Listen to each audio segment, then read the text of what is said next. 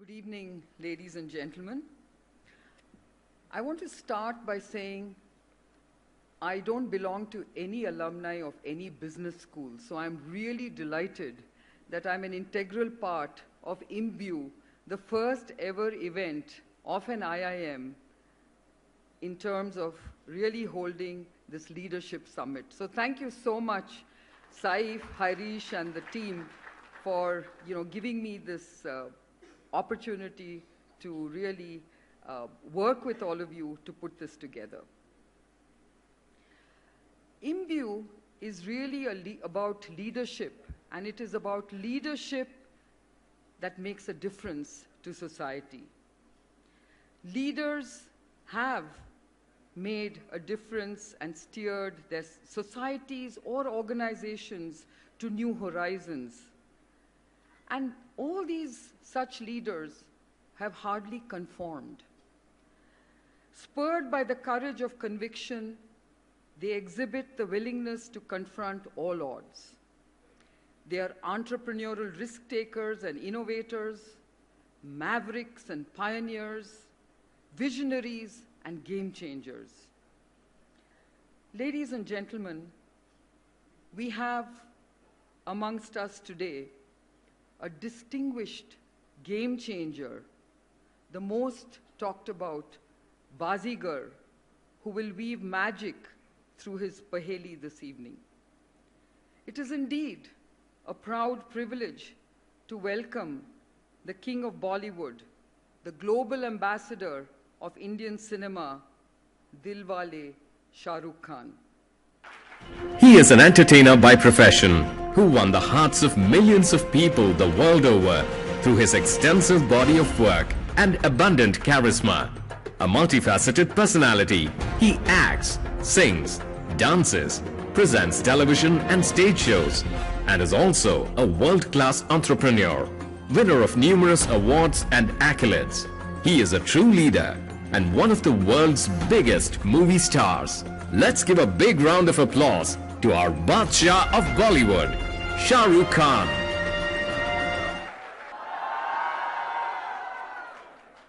So you can see that we have here with us the one and only Shahrukh Khan.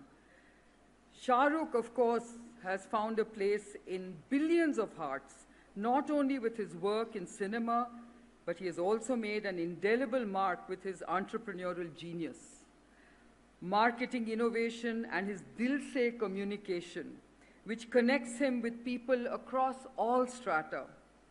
I just want to spend a few minutes saying how much I appreciate Shahrukh and the wonderful human being he is.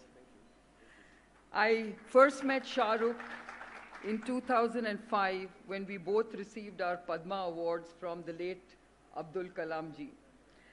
And a year later, I reached out to Shahrukh and I said, Shahrukh, do you think you could launch a home-researched cancer drug for me? And I thought he was going to politely decline. But to my utter delight and surprise, he spontaneously agreed. And he actually shared with me the experience he had as a cancer caregiver in terms of his own parents. And he came across as someone who was very compassionate, very caring, and that's when I got to know what Shahrukh was all about.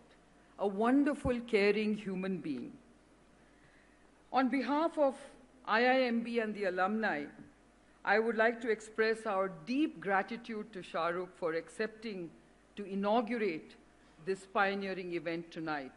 And I must say, in his true style, when we reached out to him, he very spontaneously agreed to be here with us. So thank you, Shahrukh. Thank you so much. As you know, Imbue has brought together personalities, philanthropists, business leaders, and policy makers. And through Imbue, we seek to inspire and be inspired, to motivate and to be motivated, to imbue and to be imbued with the spirit of action that can spark and accelerate meaningful change. It's all about engaging, being energized, and enhancing. So I just want to welcome Shahrukh once again. Thank you so much. And ladies and gentlemen, please join me in giving Shahrukh a resounding round of applause. And now, may I ask Shahrukh to please inaugurate Imbue 2015. Where is it?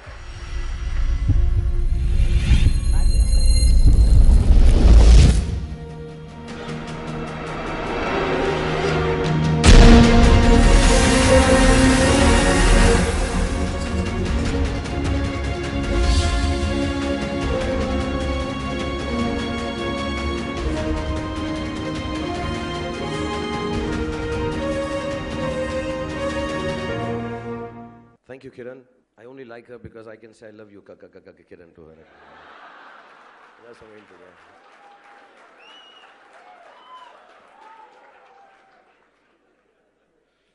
She's the only one. I don't know any other Kiran. So thank you. Tu hai Meri Kiran. I can do the whole song for her. But first of all, I see some friends here. Good evening, Shashi Saab, Vijay Saab, Kabir ji is here, Kaushik sir is here, everyone. Thank you very much for having me over. Thank you, Seth, for putting all this together. And I've heard, of course, the alumni is here, and the faculty is here, some students are here, and all the distinguished guests. Thank you for having me over. So I was extremely pleased with myself when Kiran told me that I have to come and give the keynote lecture for this alumni conclave, until I saw the alumni list. And my mind suddenly froze up, like the icebergs that I've been shooting in Iceland for my next film. Because I was thinking, what will I say to these wonderfully wise people? For a second, I even contemplated sending a stunt double. But then I read a joke about the wisdom of all of you amazing achievers from IIM. The joke made it clear to me that all of you are extremely wise, but your wisdom is of a different kind from us lesser mortals. It went something like this, so I'll tell you the joke. So if it's wrong and politically incorrect, please ban me. Yeah.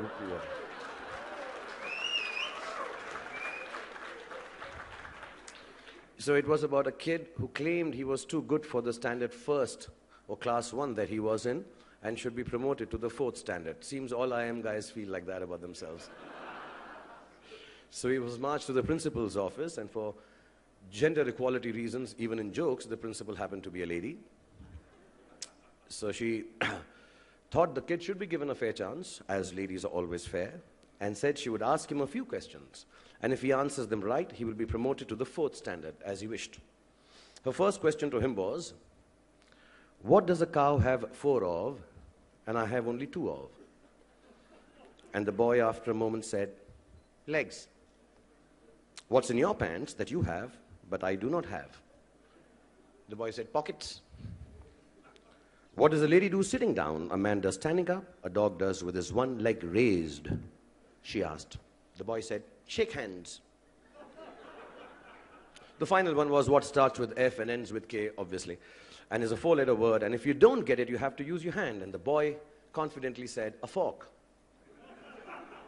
So the principal looks at the teacher and tells him, don't send him to the 4th standard.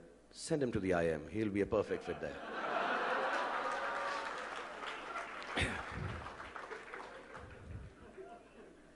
So that gave me some confidence to stand before you all. Maybe in your quest for knowledge, you all might have overlooked some very basic and simple truths. So here I am, not to tell you those answers, but just kind of widen your horizons about what the answers could have been. So I want to clarify right at the beginning, I am no guru in creative leadership. Please bear me with some compassion, patience, and do excuse my humor. Kiran, you especially. I don't want you to be embarrassed that you called me here, okay? Okay, so here goes. The essence of creativity is the ability to channelize imagination into expression and build from it something new and possibly ingenious.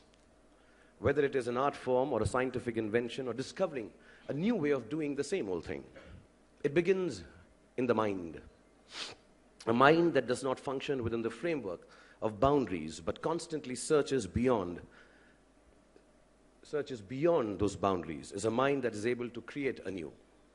The cornerstone of leadership, I believe, is nothing more than cultivating the discipline and courage to nurture and sustain such a mind while constantly calling the bluff of the illusory limits imposed by life.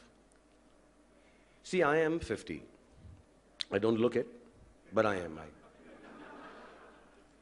An age where you most likely are making retirement plans, not romantic plans. But here I am, still coochie-cooing with girls my children's age. And they don't look up to me at all. One of the reasons is they're all taller than me, so they don't look up to me. But they kind of think of me as equal and their age.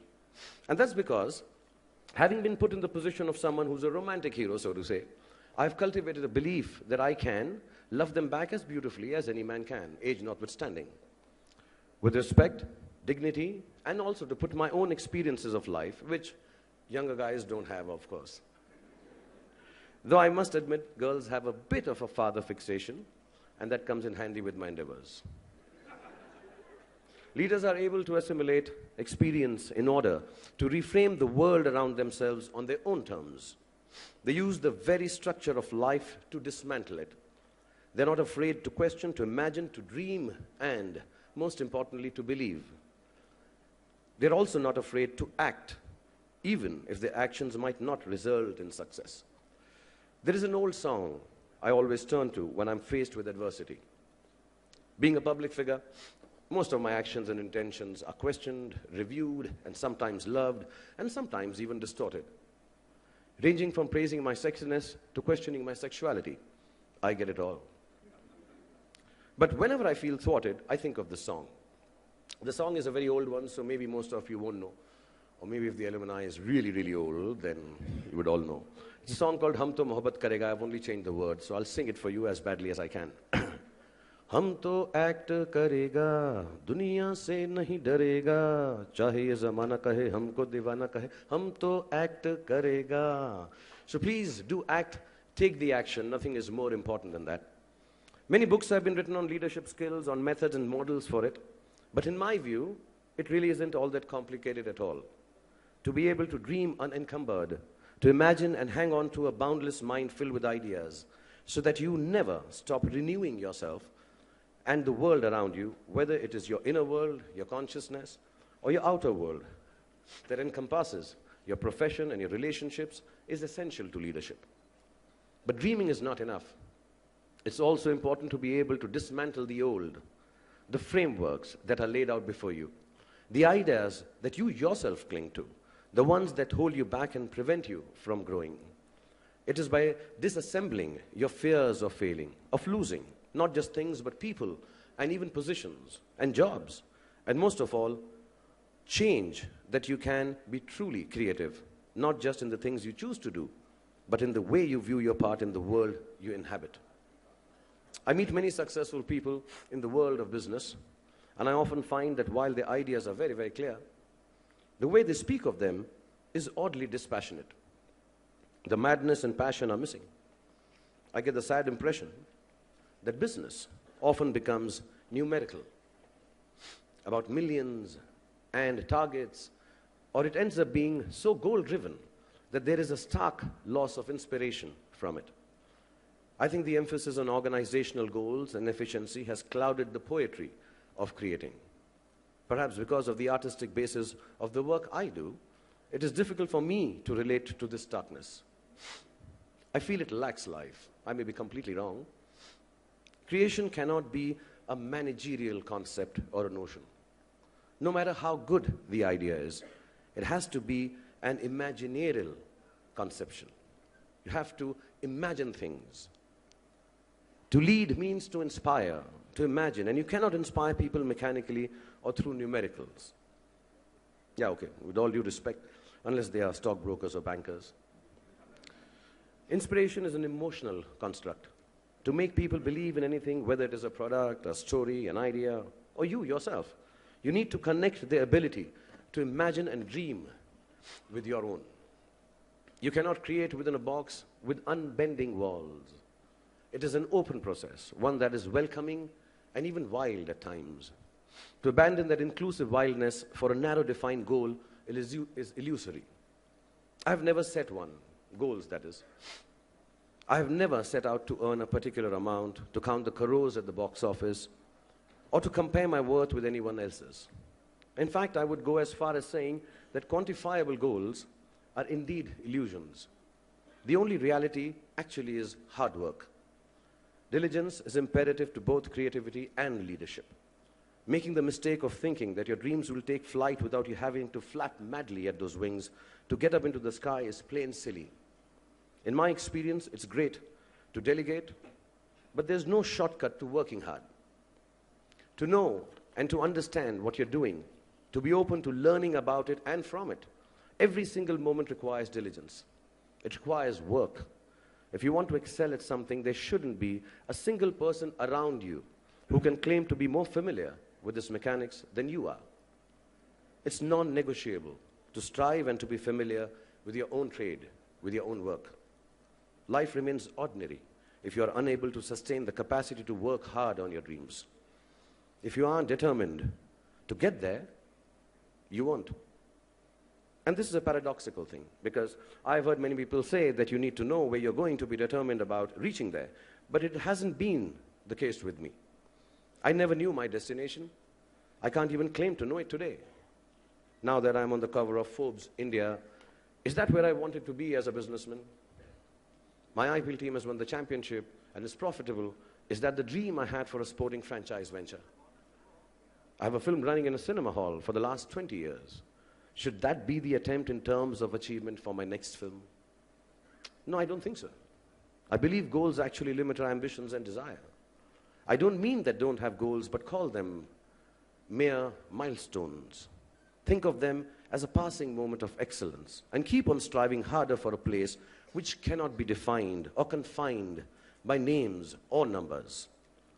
I have never set goals, but I have truly never done a single thing that I wasn't determined to do the best at. I had no idea where it would take me for the most part of it, but I had the idea that I would do whatever it was with a determination that would scare everyone else away. And no matter how hard we work, however, leadership implies being prepared for disaster also. And it will come.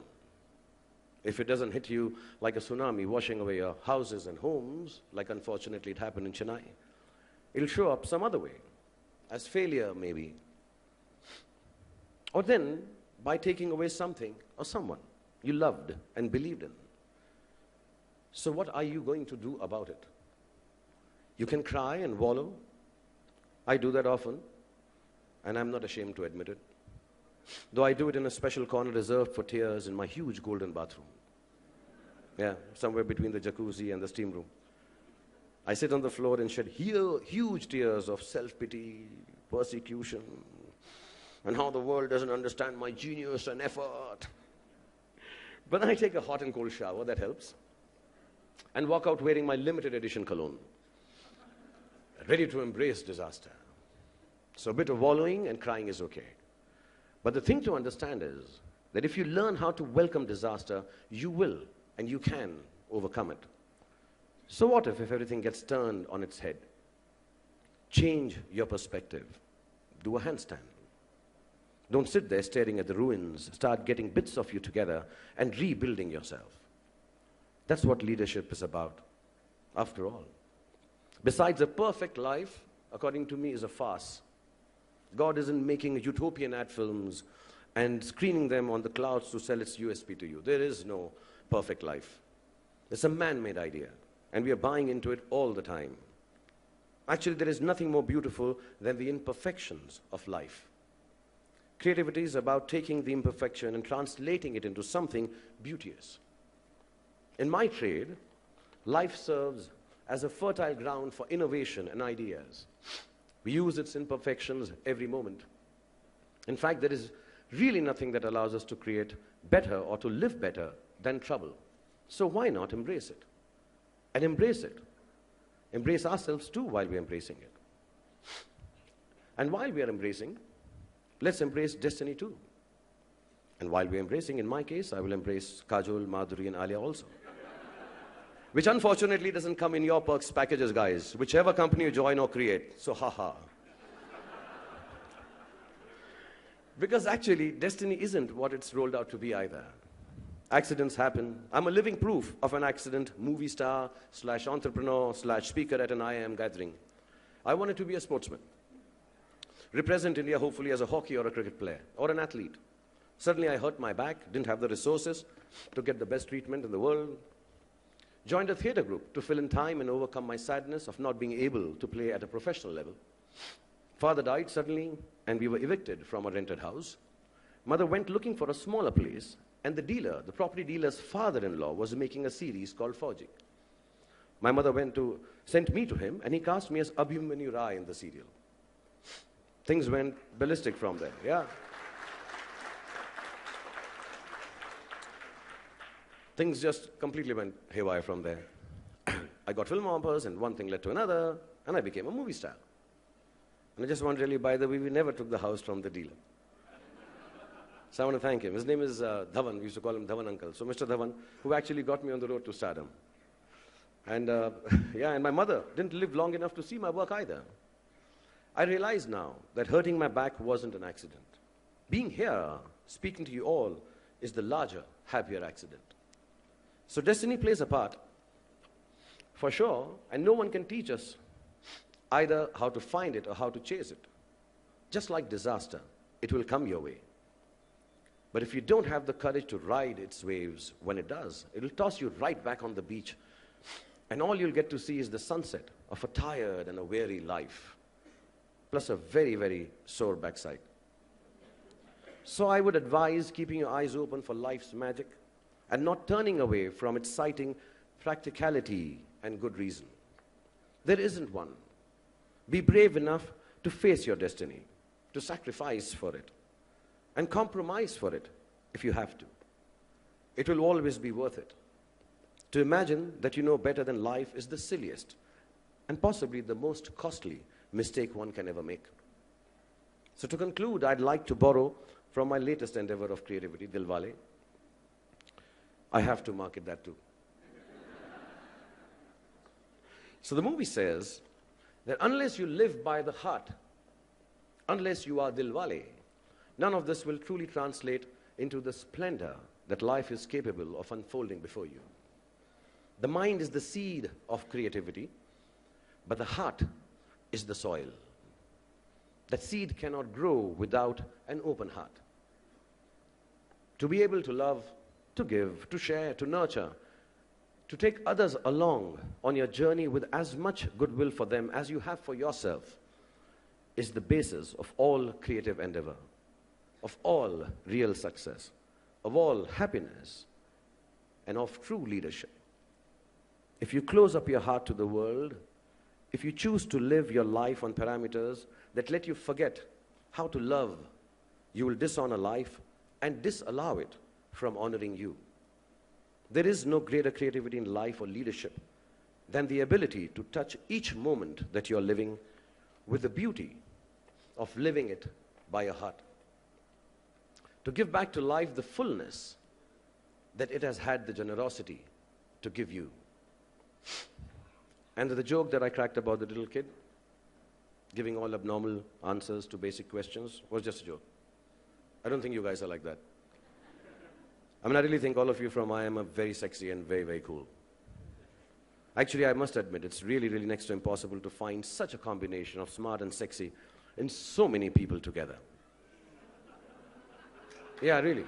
I mean, I'm not lying. It's been an honor to be amidst you and talk to you, for it does get lonely just talking to myself in the corner of my golden bathroom. So thank you very much for giving me this opportunity. Have a good evening, everyone. Thank you.